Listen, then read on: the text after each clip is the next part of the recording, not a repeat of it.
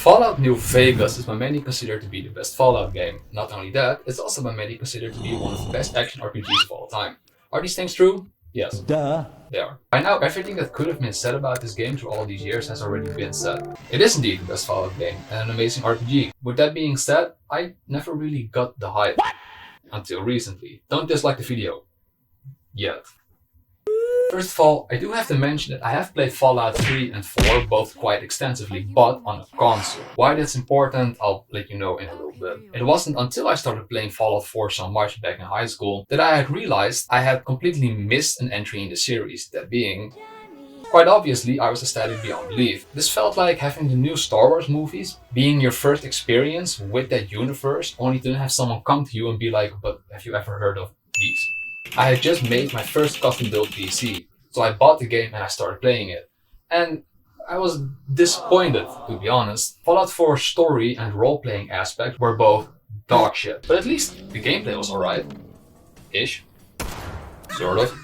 Going from this to the clunky and buggy mess that is New Vegas left me underwhelmed. I couldn't help but feel kind of bored after a couple of hours. I knew that I had a gem in my hands, it was just covered in red roach shit and ghoul vomit.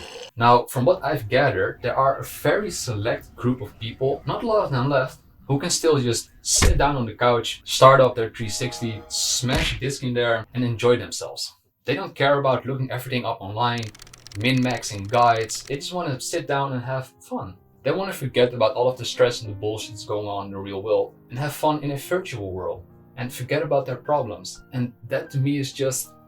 it's just... for fucking scrubs. Huh? We're on PC now. The days of having fun playing games are over.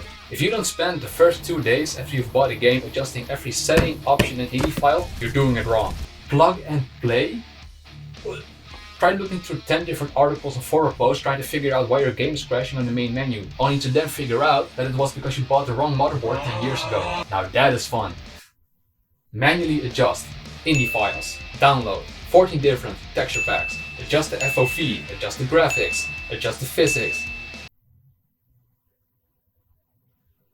Some of you motherfuckers need Jesus, man. Vanilla weapons? More like FAMAS from the 14th weapon pack that I've downloaded. It may have been 15. I've kind of lost track at this point. I modded the absolute shit out of my save file. I'm fully aware this is nothing new for a Bethesda game, but it's a unique experience to me, as normally my Bethesda game playthroughs look more like this. Start up the game, do everything that you can do within like the first 2 days of playing, go for a second run, get bored, download 70 different mods that don't play well with each other at all, and give up, and then try again a year later. Normally, having to nuke your hard drive with 20 gigabytes of mods is unacceptable, but seeing as to how Obsidian were rushed to create this masterpiece in like 60 months, I feel like even I have to give them some slack. It's also not as if the game is unplayable or bad without mods, but hey, if they're there, why not use them, right? With all of that being said, on the scale of addictiveness, I feel like it genuinely goes from junk food to porn to crack and or heroin to modding Fallout games, which is only paired by one other thing, and that's modding Skyrim.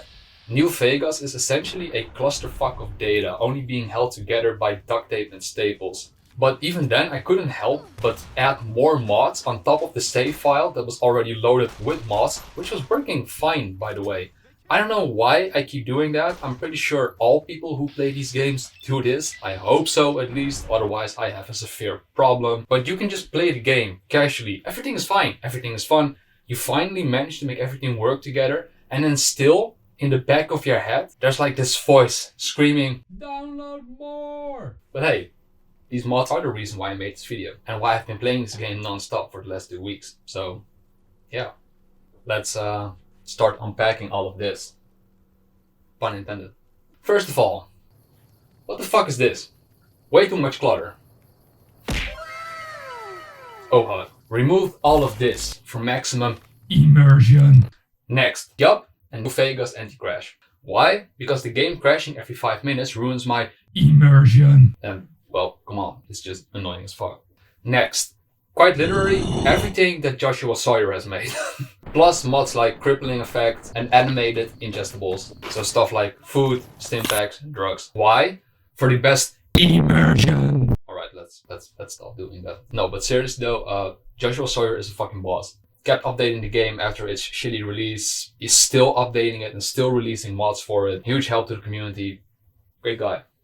Shout out to Josh. And yeah, all of this is just purely for the role-playing aspect of the game. But even on my first run, like a couple of years ago, I already visited most places the game had to offer. So I also downloaded A World of Pain, adding 170 new places for you to visit and explore. The problem that I often have with RPGs is that you end up as being this mismatch of a character. You don't really have a personality, you kind of hop from place A to place B to just help everyone out. You end up doing some good things, some bad things, but at the end of the game you weren't really a distinctive character. You were afraid to turn people down, afraid to make the wrong decisions. It's just a bit of a shit show, to be honest. To fix that in this run, I had to lay out some ground rules for myself. If I truly wanted to roleplay, I had to actually envision a character that I wanted to play as. And on top of that, one that wasn't perfect. Actually, one that was far from perfect. More like an anti-hero or just a villain in general. So, I made a woman. Not just any regular one though. One that was addicted to drugs, who only did things that made her life easier or better in the long run, who didn't trust anyone and was as likely to befriend you as to betray you. I think that one of the reasons why this game didn't click with me the first time I played it was because I was trying to please everybody that I came across. My character had no character. I was just a fetch quest machine, doing whatever someone told me to do. Did this earn a lot of money? But yes, vanilla New Vegas sucks anyway, so it didn't really matter. Before you were like 30% into the game, you were already loaded with caps, so you didn't have to worry about money ever again. Economy overhaul, famine. If you want to play a goody two-shoes character with these two mods activated, good luck. Because you're going to be scraping by for every cap that you can find. The amount of questionable things I've done to make money on this save file with these two mods activated will haunt me for the rest of my days. Or, you know, until my next playthrough. I mean, I played as a psychopathic, drug-addicted sniper who didn't take shit from anybody. The only way to get on her good side was to pay her more than the other side did. And even then, you still had to watch out. This made sure that instead of doing your typical, yeah sure, I'll do what you want type of answers, I could resort more towards things like, are you sure about that? Normally, stuff like this would have broken any other game, but in New Vegas, you can kind of go about just shooting everything that moves. And it's fine. Not fine for your conscience, but fine for the story progress. It's still not perfect, as a lot of quests still boil down to either I'll help you or I'm just not doing the quest in general. It still leaves room for a lot of creativity. The only other games that I can think of in which you can do these types of things are more CRPG based type of games like Infinity Original Sin or Wasteland. So to have this in an action RPG is pretty good. In case it wasn't obvious yet, I'm kind of retarded. I have to reload after every shot that I fire and constantly pressing things that I shouldn't be pressing, but most importantly have to constantly cock my gun. Obviously New Vegas didn't have anything like that, which is why the mods created by B4 are probably the only thing that have kept me sane during this playthrough. Inspect weapons, inspect their ammo, do fancy tricks. The fact that people can do stuff like this just blows my mind, to be honest. Now that the weapons are fixed, let's talk about the weapon. Now that the weapons are fixed, let's talk about clothing and armor. Gone are the days of having to wear garbage bags for clothing. People have and are still making amazing clothing and armor mods for this game. You might want to leave this filter on though, as some of the things people make aren't very practical, to say the least. Alright, leave it on. I ain't judging. I mean, I've never downloaded them. That's a goddamn lie. I made it a habit, pun intended, to use as many drugs as possible. Quit eating all the goddamn cocaine! Make me! Especially when their stats and benefits wouldn't help me whatsoever. Contrary to popular belief in the world of Fallout, downing a bunch of pills and shooting tar straight up directly into your veins isn't really beneficial to your health. So no, it doesn't make you smarter nor stronger. It ruins your life. Even though drugs are a very convenient thing in the world of Fallout, they're bad. Okay. This helped with the role-playing, and it made me feel a little bit bad whenever my crackhead character decided to off another random person who didn't do anything wrong with it. Now, if you ask me, RPGs often lean more towards a gameplay or a narrative side of development. Now, before you might say, don't all games have narrative and gameplay? well, yeah, sure, but relax, we'll get there. What I mean by this is that Skyrim, for example, leans a lot more towards the gameplay side of things. Every build is unique, every weapon does its own thing. Straight out of the bat, you can just explore whatever you want, stuff like that. So in other words, a gameplay RPG. But the Dragonborn is just kind of bland. He doesn't have funny dialogue. There's barely any dialogue or options that reflect the race that you've chosen. So the focus is a lot on the gameplay, but the dialogue doesn't really do all that much for the game. Now, for example, a game like Dragon Age Origins is the exact opposite.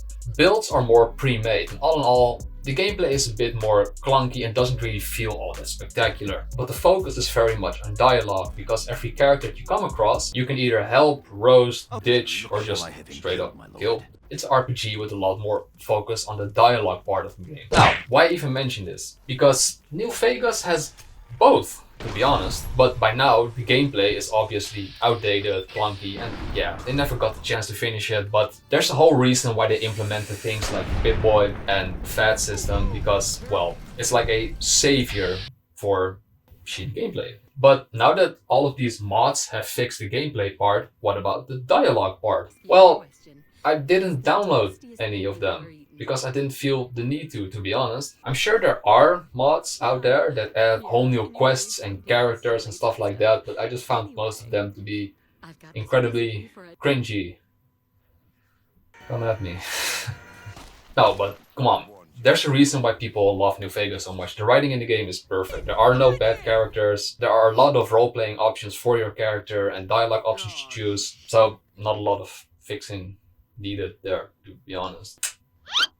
It felt really refreshing to just play as a straight up bad character for an entire game. During the entire playthrough, I didn't even bother taking one single companion with me. The DLC excluded, but that was to push the story forward. And if I even did take a companion with me, it was just to use them for my own benefit. I'm probably gonna do another run after this, but with a complete opposite character who actually wants to help everyone and try to improve the world and stuff like that. I'll also find some ways and probably 150 another mods to try and enforce that. But for now, this was great. I also installed a lot of uncut content mods. Even though I have done most of the notable quests and visited most places when I first played the game a couple of years ago, all of the stuff that this adds is like playing a whole new game. So even whole new characters and quests.